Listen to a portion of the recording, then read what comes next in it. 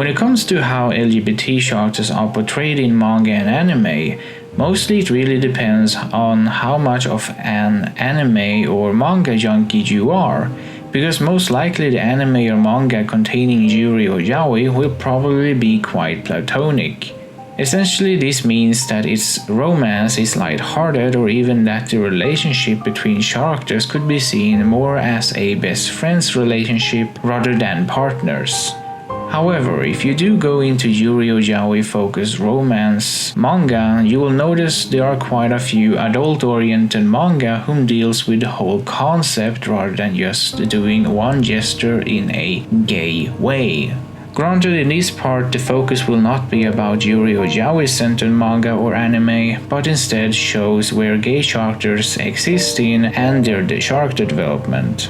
With that said, I will first go through Japan's LGBT history, albeit very simplified, to try and give some perspective on why Japan's culture is shaped as it is.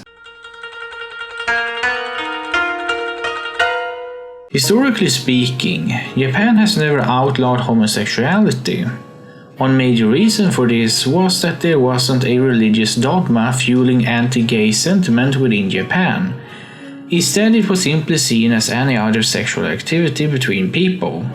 However, there was a caveat to this. Having a same-sex only relationship wasn't common, and more or less you could argue it was at worst frowned upon in Japanese society, to being neutral, since it was more or less the act of being bisexual that was the most acceptable choice and the most common. Largely this is due to the fact that Japanese traditionally put a heavy emphasis on family, or rather to spring forth the next generation. It has also been stated that it was due to the early Meiji period of westernization and adaptation of the Qing legal codes since sodomy did become illegal, but this is disputed by the fact that this law only lasted for 8 years, since Japan later adapted the Napoleonic Code that forbids any sodomy law, thus lacking any substantial influence. From this is also where most comments about homosexuality only being tied to perverts most likely stem from, since it was considered being a private matter and not a public matter, which, to put it a bit hyperbolic, ties with Japan's lack of certain laws protecting LGBT people and lack of education including LGBT. But at the same time, it also explains why Japan hasn't had such a massive shift in LGBT right activism, being that Japan has quite a long history of it, and it not being a negative one where LGBT people simply haven't had to go through some quite extreme situations as compared to most of the world. With now having some context on why Japanese society has this view on LGBT people, it then makes it easier to reflect about how these attitudes and viewpoints affect anime and manga. From here on out I will be focusing on yuri, but I do think this also applies to yaoi content. The first issue is more or less the overabundant platonic yuri that exists in mostly slice of life shows. The first issue is the overabundant platonic yuri that exists in mostly slice of life shows. The issue here isn't, to be honest, so much that it is platonic, but instead it's more the case that it's regarded as being good enough in presenting yuri relationships. Now, of course, it is still a quite minor issue at hand. In fact, I would be lying if I don't think that platonic yuri also has its positive attributes, since I do think it does make people feel less uneasy about LGBT people. Instead, the major negative aspect of LGBT characters within certain anime and manga stems from a lack of development of the characters that is supposed to be LGBT. This happens the most within shows where there isn't a direct focus on yaoi or yuri.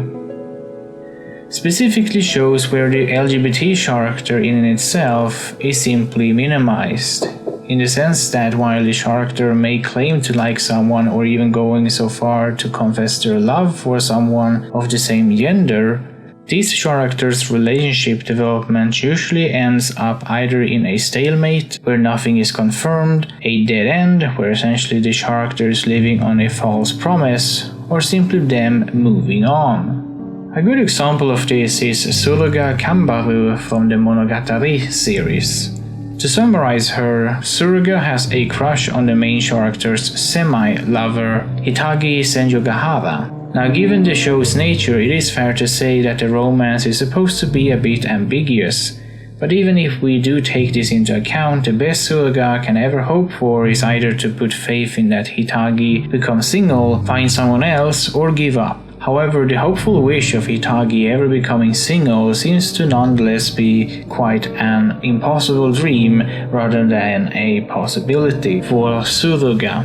The same goes with Kuroku Shirai from Tuaru Kagaku no Railgun. It's the same setup, only that she's in love with Misaka Mikoto, who isn't interested in her unless you read the doujins, and instead is a bit jokingly suggested she's in love with the male main character Toma Kamijo from Tuaru Maijutsu no Index. But for Kuroko, it's the same end result, albeit a higher probability of her managing to get her crush.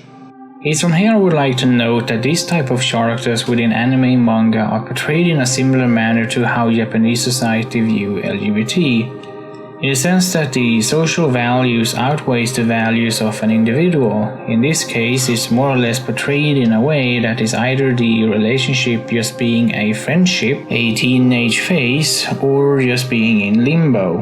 And while I have nothing against any of these kind of plot lines, I do however think it becomes lazy and dull after the majority of these shows adapt a similar character structure.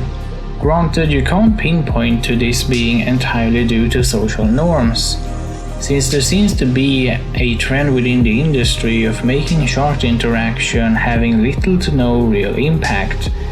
One of the reasons as to why could simply be that it's too sensitive for the broadcasting channels, or simply that it will not sell as much. Nonetheless, it is quite frustrating to watch these characters, because in the end it just comes out as lazy storytelling, no matter how you twist and turn it. Instead of the characters having some compelling story attached to them, it reduces them to essentially being either a weakling or a mere fool, although I suppose some would like to prefer to call them token characters, but I don't really think these characters are meant to fill some kind of quota. At the very least, it isn't tied to some annoying morality dilemma trying to figure out whenever or not LGBT is right or wrong. Also, while writing this, I did notice a coincidence that both of these characters are portrayed to be perverts. Whenever or not this is due to deliberately trying to portray LGBT characters as perverts or simply because it allows for certain jokes, I would say it's down to personal opinion. With all this being said, even if these negative aspects exist within anime and manga, it isn't a problem that makes it unbearable to consume, since it really depends on the premise of the show. In a slice of life, I do think it's much easier to simplify a lot of the plotline, since it's more or less seen as a kickback material and not really a thought-provocative piece of art. But in a show like Neo Genesis Evangelion or even Berserk, I do think you need to pay attention to all characters to make sure they are all developed and thus make a much more intense but rich experience. One last point is that this is quite an ironic twist in how many of the Western world LGBT characters are more or less portrayed in an intentionally absurd manner, specifically to highlight that they are in fact LGBT. Not that they are interesting characters, nor the fact that their experience they face in life is thought-provocative, but instead simply just the case that they are